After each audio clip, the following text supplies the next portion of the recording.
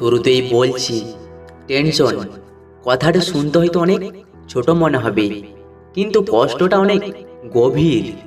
এই সমাজে অনেক মানুষ আছে, তুমি খেয়াল করে দেখবে তারা কিন্তু অনেকটাই চুপচাপ থাকে। এটার কারণটা কি জানো? এই যে বললাম টেনশন, এটা থেকে বেরিয়ে আসাটা অনেকটাই কিন্তু কষ্টকর। আমি তোমাকে এটাই বলবো, দোষটা কিন্তু তোমার। ছোট ছোট জিনিসগুলোকে তুমি অনেক বড় ভেবে দেখো। আমি তোমাকে এটাই বলতে চাই, মনটাকে শক্ত করো।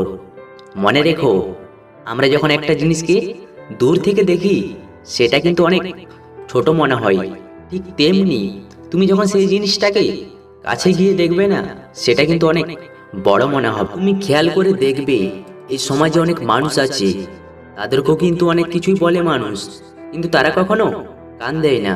তারা জানে মানুষ অনেক কিছুই বলবে। মনে রেখো তুমি, সময় অনেক খারাপ আসতে পারে, কখনো মন থেকে দুর্বল হয়ে পড়ো না। তুমি চাইলেই কিন্তু এটা থেকে বেরিয়ে আসতে পারবে। আমি তোমাকে এটাই বলবো, নিজেকে সবসময় ব্যস্ত রাখার চেষ্টা করো। তুমি যত বেশি নিজেকে ব্যস্ত রাখবে, তত বেশি তোমার চিন্তা ভাবনাগুলো সব দূর হয়ে যাবে। একটা কথা মনে রেখো, বিশ্বাস কখনো কাউকে করো না, শেষে কিন্তু তোমাকেই ধোকা দেবে।